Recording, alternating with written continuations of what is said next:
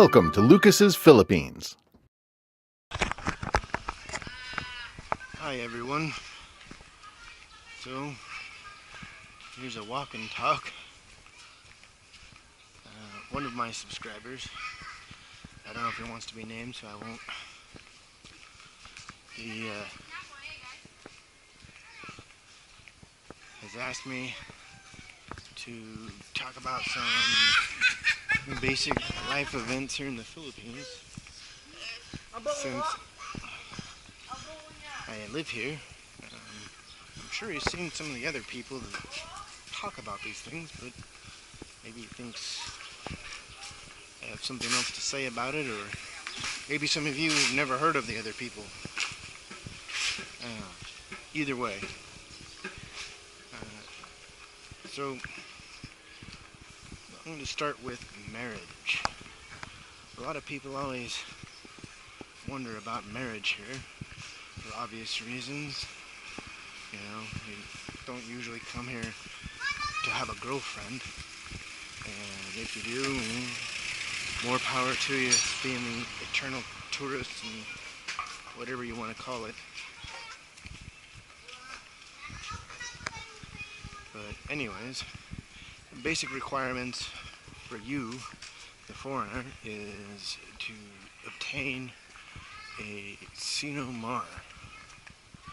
And sinomar is a Philippine term for certificate of eligibility, no marriage. Like a certificate basically that says that you're eligible to be married. And foreigners don't really have that coming from their home country. But the way you can get an equivalent of that is to, well, at least for a U.S. citizen, I'm guessing it's the same for other nationalities, is to go to your embassy with any required documents, usually your ID, passport, if you've been married before, your divorce papers from those marriages, and the money it costs to sign the paper. You basically do swear an oath, punishable by law if you lie, and pay the money. For a U.S. citizen, I think it's $50. It takes like 5 minutes. Hello. For Philippine citizens, they also need a sinomar, and they go to a government office or a city office to do it. I think you can do it online too. There are some requirements for them to get that. You can find them all at psa.gov.ph. That's the government website that has all the information about that. And it's pretty straightforward.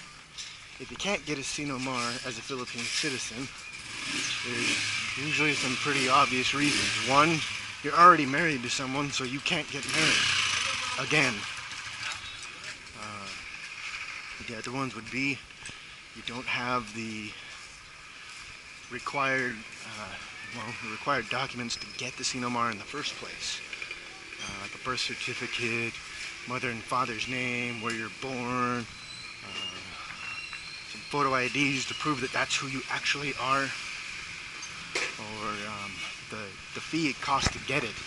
I don't remember how much it is. I've been married for over 4 years now. It's been a while, but that's only step one. Some of the next things you have to do for the Philippine citizen, there's things like if they're between the ages of 18 and 22, I think it is, they need parents' permission to get married, even though they are an adult at 18. From age 23 to 25, maybe 26, they only need a parent or guardian's signature. And so you got to do all of that. And it has to be done in person at the office, so there's no chance of forgery. After you get all of that, first thing you get is a marriage license, I think it is. And once you get the marriage license, then you've got to go through some family planning meetings together, some marriage counseling meeting again together. And those are done in groups with other people who are trying to get married. Once you do all of that, then you can either choose to get married in a church, which has its own set of headache. That's why I didn't do a church. Or you can choose to get married by a public official, usually a mayor or a judge. I got married by the mayor of Imus with a bunch of other people. It was a big group marriage. But yeah, that's how that works. Another thing that people might wonder about is death. Death in the Philippines. What do you do? Well, just like anywhere, you can either get buried or burned, whatever your choice. Most people choose to get buried, but there's some strange things, like, I don't know about other countries,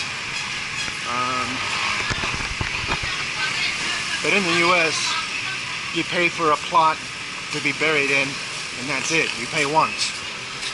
Well, here, you lease that place. And if your family doesn't pay that lease once a year, some public places and private ones, usually the only difference between public and private is the cost. But anyways, if you don't pay, or your family doesn't pay, you can't pay, you're dead. If your family doesn't pay, they dig you up, put your bones in a bag, and throw you in a bone room with a tag on the bag that states who you are. So if your family does come up with the money to pay it again, they'll put you back in another hole. The reason I know this, besides, some of my wife's relatives are deceased, I know firsthand because my first son died after one day, and I had to deal with all that. He is buried in a public cemetery where I only had to pay once. I'm not sure why, but that's just the way this one is. I'm sure there's other ones out there that are like that. So that answers that question. So, enough of that. Birth. Let's try to end that kind of conversation on a high note. Birth here. I would recommend definitely having insurance. PhilHealth or whatever. Have some kind of insurance. Birthing homes are okay. Sometimes they actually do the birth at the birthing home. My wife's birthing home, they took her to a hospital, but I still just paid the doctor or something like that. But the total cost with PhilHealth, it was a regular birth, came to about $8,000. If your wife has to do a C-section, it's going to cost a lot more. I've heard anywhere between 25 to as high as I think 45,000 pesos, which is a big difference. Again, make sure you have the insurance for that. It's a good idea. Just do it. The insurance isn't that much though, really. You pay it every 6 months or so, and I think it's 400 or 500 pesos for 6 months. That's PhilHealth though. I don't know about other ones. And that is for one person. You can do a whole family, but I don't know what that is yet. I haven't gone that far. Anyways, I will get back with this conversation in this video in just a minute. I've got to get some lotto. Okay, coming back. So, yeah, birth. So that's it for birth. So we covered marriage, death, life, divorce. There is no divorce in the Philippines. So if you get married in the Philippines, it's a done deal. There is annulment, but it's not annulment like you would think. From what I gather, it's like it does cancel out the marriage, but only where the church is concerned. As far as the law goes, you're still married or something, and it's extremely expensive. It's kind of a big mess of ridiculousness, if you ask me. But that's that, and that's traffic. Something else I'd like to bring up, and I'd like to know what you guys think. Tell me in the comments. I've been thinking, at the suggestion of a couple of different subscribers of you guys. That's a provincial bus, the cheap one, no aircon. But anyways, at the suggestion of a couple of you guys, one subscriber suggested that I do the YouTube tip jar. But after looking into it, YouTube tip jar is not available in this country.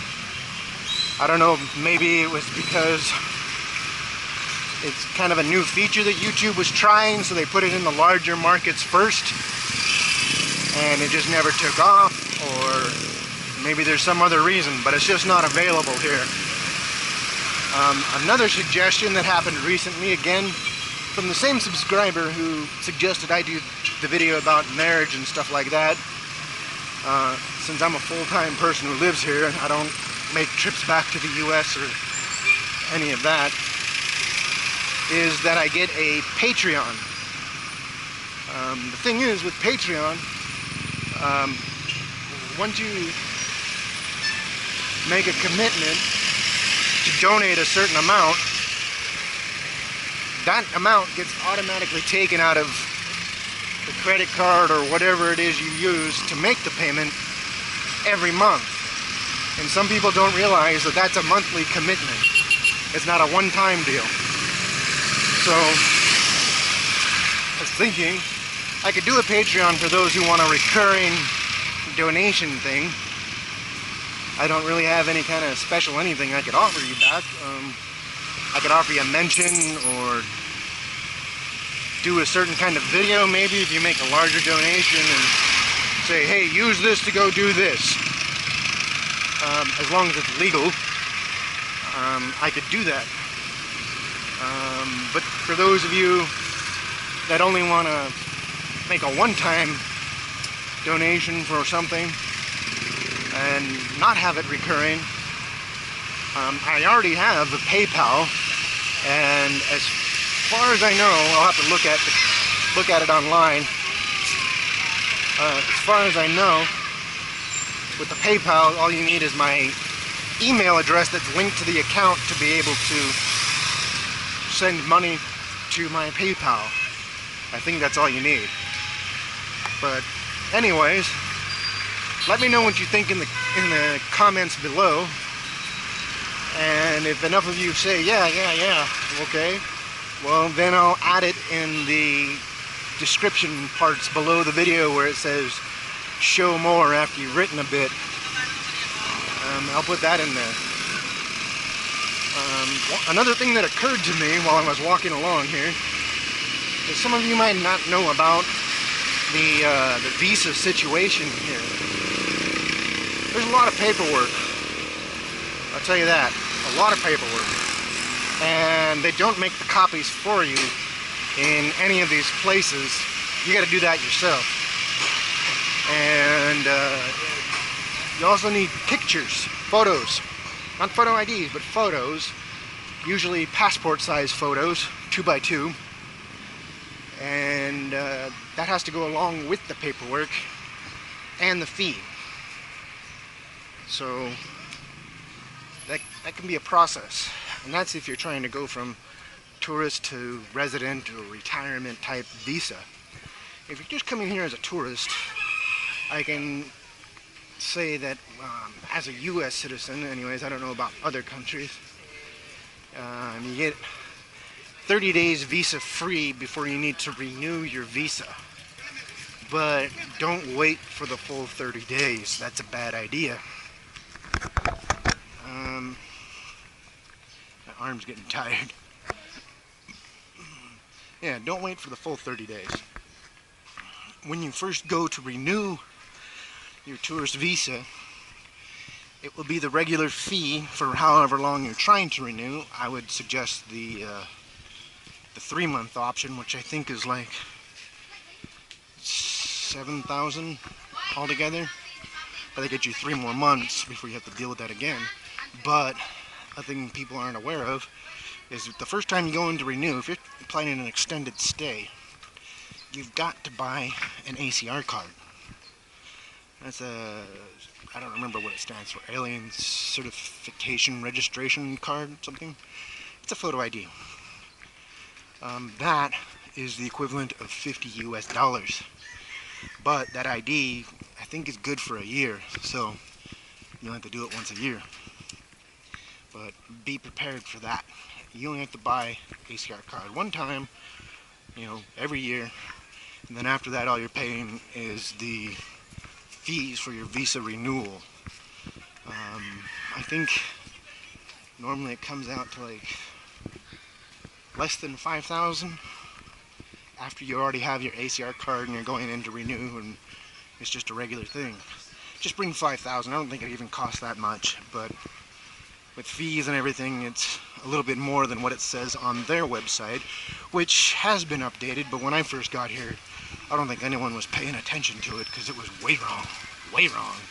And I found out the hard way at the immigration office, and it took a lot of self-control to not have a meltdown.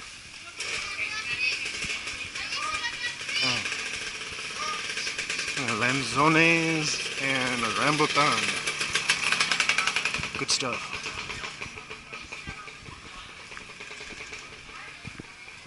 But anyways, yeah, I hope you enjoyed this walk and talk. I hope it was informative, or at least entertaining. Again, a lot of that information is just really basic, so you have a general idea. If you want to know the specifics, look it up online. Those websites have been kept up pretty well lately. I looked at that psa.gov.ph website just before I left the house to make sure that that was still correct. Yeah, but check it out.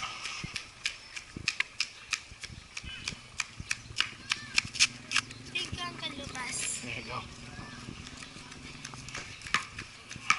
Check it out if that's what you're gonna do. If not, for the visa stuff, you can check out the Philippine immigration website. Make sure it's the official website, and you'll know when you see it. But anyways, take care, have a great day, great night, great afternoon, whatever it is. Thanks for watching, and I'll see you next time.